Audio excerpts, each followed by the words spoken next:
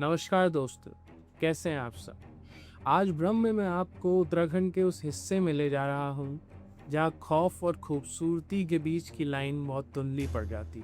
हम अक्सर पहाड़ों में घूमने जाते, चंपावत और देवदार के वो घने जंगल, वो ठंडी हवाएं काफ़ी सुकून देती। लेकिन क्या आपने कभी सोचा है कि उन पेड़ों के पीछे से कोई आपको चुपचाप देख। आज की ये स्टोरी किसी पुराने कमरे या पुराने घर की नहीं, ये पूरे इलाके की है। मायावती अद्वैत आश्रम के वो घने जंगल। दोस्तों, जब मैंने इस कहानी पर रिसर्च शुरू करी तो मुझे लगा कि ये कहानी भी औरों की तरह ही नॉर्मल होगी। पर जब मैंने उस जगह के लोकल और रिटायर्ड अफसरों से बातचीत शुरू की तो मेरे रोंगटे खड़े हो गए। वहाँ के लोग कहते हैं कि यहाँ एक सफ़ेद साया भटकता है, जिसे यहाँ की लोकल लैंग्वेज में बांद या डाकिनी कहते। लेकिन ये कोई ऐसा वैसा भूत नहीं है, ये एक ऐसा जाल है जिसमें जो एक बार फंस गया वो कभी दुनिया के सामने वापस नहीं आता। दोस्तों, आज की स्टोरी आपको डर के उस लेवल तक ले जाएगी जो आपने अब कभी अपने जीवन में नहीं फेस किया होगा। ज़्यादा इधर उधर की बात किए बिना आइए आपको कहानी की ओर ले चलता। ये कहानी शुरू होती है चंपावत के जंगलों से, जहाँ सूरज की रोशनी भी जमीन तक मुश्किल से पहुंचती है। यहाँ एक बहुत पुराना आश्रम है, अद्वैत आश्रम, जिसे लोग मायावती आश्रम के नाम से भी जानते हैं। इसकी शुरुआत 1899 में स्वामी विवेकानंद के फॉलोअर्स ने की। दोस्तों, जब मैं इस एरिया के मैप्स देख रहा था तो ये पूरा जंगल एक ट्रायंगल जैसा बनाता। यहाँ के लोकल लोग बताते हैं कि ऐसी जगहों पर एनर्जी सेंटर्स होते हैं जहाँ बुरी और अच्छी शक्ति दोनों एक साथ रहती। लेकिन यहाँ की सबसे डरावनी रियलिटी है द मिसिंग पीपल। रिकॉर्ड्स दिखाते हैं कि बीते सालों में यहाँ कुछ 25 से 30 लोग ऐसे गायब हुए हैं जिनका कोई सुराग ही नहीं निकला।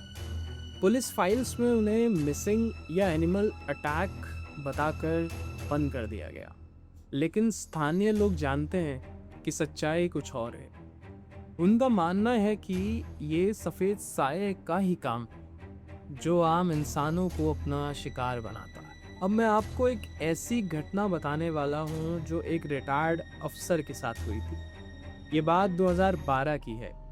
वो अफसर लोहाघाट से चंपावत की ओर जा रहा था। लगभग 11 बज रहे थे और बहुत ही घना कोहरा था।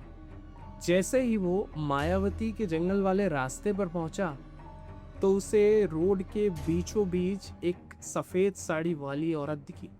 उसने एक पुराने स्टाइल की सफेद साड़ी पहनी थी। अफसर को लगा कि कोई गांव की औरत लिफ्ट मांग रही है। उसने गाड़ी रोकी और जैसे ही गाड़ी की लाइट्स उस औरत पर पड़ी तो अफसर के पैर जम गए। उस औरत के पैर जमीन से 5-6 इंच ऊपर हवा में थे और उसका चेहरा एकदम गिल्ला, जैसे वहां सिर्फ चेहरा ही नहीं, एक सफेद धब्बा।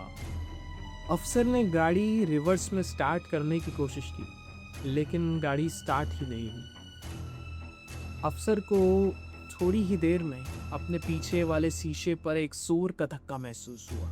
जब उसने पीछे देखा तो वही सफेद साया खड़ा था और उसके गाड़ी के शीशे पर बर्फ जैसा ठंडा हाथ का निशान था। उसने बताया कि उसने कभी जिंदगी में इससे डरावना कुछ महसूस नहीं किया था। उसने जोर जोर से हनुमान चालीसा पढ़ना शुरू किया और मुश्किल से 2 मिनट बाद उसकी गाड़ी फिर से स्टार्ट हुई। वो अपनी जान बचाकर वहां से भागा, लेकिन उसने बताया कि उसके बाद भी उसे 2 हफ्तों तक बुखार रहा। गांव के लोकल लोगों ने बताया कि सफ़ेद साये के साथ उनका सामना इससे पहले भी कई बार हुआ। पर अब ये सवाल उठता है कि ये सफ़ेद साया है किसका और ये क्यों इस जंगलों में भटक रहा। रिसर्च के दौरान मुझे पता लगा कि ब्रिटिश वक्त के दौरान यहाँ एक अंग्रेज़ अफसर अपनी पत्नी के साथ रहा करता था। उसे पहाड़ों और वादियों से बहुत प्यार था, लेकिन वो बहुत क्रूर हुआ करता। एक रात उन दोनों के बीच बहुत बड़ा झगड़ा हुआ। वो औरत जंगलों की तरफ भागी और उस अंधेरे के बीच उसका पाँव फिसला और वो खाई में गिर गई। उस ऑफिसर ने उसे बहुत ढूंढा, लेकिन उसकी बॉडी कहीं नहीं मिली। लोकल लोगों का मानना है कि उसकी इस अननेचुरल डेथ ने उसकी आत्मा को यही कैद कर दिया। कुछ लोग बताते हैं कि वह सिर्फ एक आत्मा नहीं है, अब वो एक डाकिनी बन चुकी है। दोस्तों, डाकिनी वो होती है जो लोगों को अपनी खूबसूरती के जाल में फंसाती है और फिर उन्हें हमेशा के लिए गायब कर देती है। और जब मैं ये स्क्रिप्ट लिख रहा था तो मुझे वो डर महसूस हुआ कि कैसे एक भटकती रूह अपनी अधूरी ख्वाहिश के लिए लोगों की जान ले लेती है। अब जो मैं आपको बताने वाला हूँ वो आपको अंदर से पूरा हिला देगा। ये एक हाल ही का किस्सा है। एक दिल्ली का व्लॉगर जो गोस्ट हंटिंग का शौकीन था, वो अपना कैमरा गियर लेके मायावती के उन घने जंगलों में एक रात गुजारने पहुंचा और उस कैमरे में कुछ ऐसा रिकॉर्ड हुआ जो आगे के लिए बड़ा सबूत बन गया। उस व्लॉगर ने जंगल के बीचों बीच अपना टेंट लगाया। रात के 2 बजे उसके मोशन सेंसर्स बजने लगे। जब उसने बाहर निकलकर देखा तो उसे पायल की छन छन आवाज सुनाई दे रही थी। सोचिए, जहां मीलों तक जंगल के बीच कोई घर नहीं है, वहां पायल की आवाज कहां से आएगी? उसने अपना कैमरा घुमाकर देखा तो दूर पेड़ के पीछे से एक सफेद साड़ी वाली औरत, हाँ दोस्तों, वही सफेद साड़ी वाली औरत निकली। वो औरत धीरे धीरे उसकी तरफ बढ़ने लगी।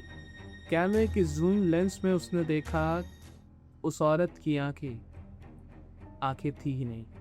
आंखों की जगह सिर्फ 2 काले गड्ढे थे। वो व्लॉगर अपना टेंट छोड़कर वहां से भाग गया। उसका कैमरा वहीं गिर गया, पर रिकॉर्डर चालू था। उसके कैमरे में कुछ ऐसी चीख रिकॉर्ड हुई जो इंसान की तो बिल्कुल नहीं थी। वो लड़का बच तो गया, लेकिन उसके बाद वो कभी वापस नॉर्मल नहीं हुआ। जैसे डीएन ने उस ब्लैक मॉन्क वाली स्टोरी में कहा था कि सबसे डरावना अटैक नहीं होता, वो प्रेजेंस होती है जो आपको बताती है कि आप अकेले नहीं। अब बहुत से लोग कमेंट सेक्शन में ये कहेंगे कि ये सब चीज़ें तो साइंस से एक्सप्लेन की जा सकती है।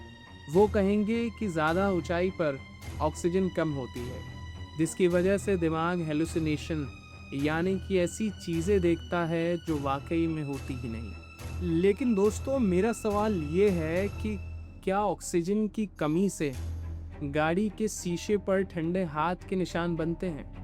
क्या लोग हमेशा के लिए ऑक्सीजन की कमी से गायब होते हैं? सच्चाई ये है कि हमारी दुनिया में कुछ ऐसी जगहें हैं जहां साइंस भी फेल हो जाता है। पहाड़ों के अपने कुछ नियम होते हैं और अपनी हिस्ट्री होती है। उत्तराखंड की मिट्टी जितनी पवित्र है, उसने इतने ही गहरे राज अपने अंदर दफन किए हुए। मैं खुद वहां से हूँ और मैंने भी वो भारीपन महसूस किया है। वो ऐसा लगता है कि जैसे जंगल की हवाएं आपसे कुछ कहना चाहती है, लेकिन डर की वजह से आप उसे सुनना ही नहीं चाहते। आज इस वीडियो के अंत में मैं आपसे यही कहना चाहूँगा कि दुनिया घूमो, एक्सप्लोर करो, पर कभी भी इस नेचर का मजाक मत उड़ाओ। मायावती के वो जंगल आज भी है और वो सफ़ेद साया आज भी किसी का इंतज़ार कर रहा है। जब भी आप पहाड़ों में जाए और आपको लगे कि पीछे से कोई आपका नाम पुकार रहा है या अचानक कोई खुशबू आ रही है, तो तुरंत वहाँ से निकल जाना, पीछे मुड़कर मत देखना। मैं हूँ आपका दोस्त और होस्ट मनीष। आशा करता हूँ कि आपको ये स्टोरी पसंद आई होगी। अगर हाँ, तो स्टोरी को लाइक कीजिए और अपने दोस्तों के साथ शेयर कीजिए। कमेंट सेक्शन में बताइए क्या आपके साथ भी पहाड़ों में कुछ ऐसी घटनाएं हुई हैं जो आपके अंदर से कभी बाहर ही ना हुई। अगर आप भी अपनी कहानी लोगों तक पहुंचाना चाहते हैं तो नीचे दी गई ईमेल आईडी पर उसे शेयर कीजिए।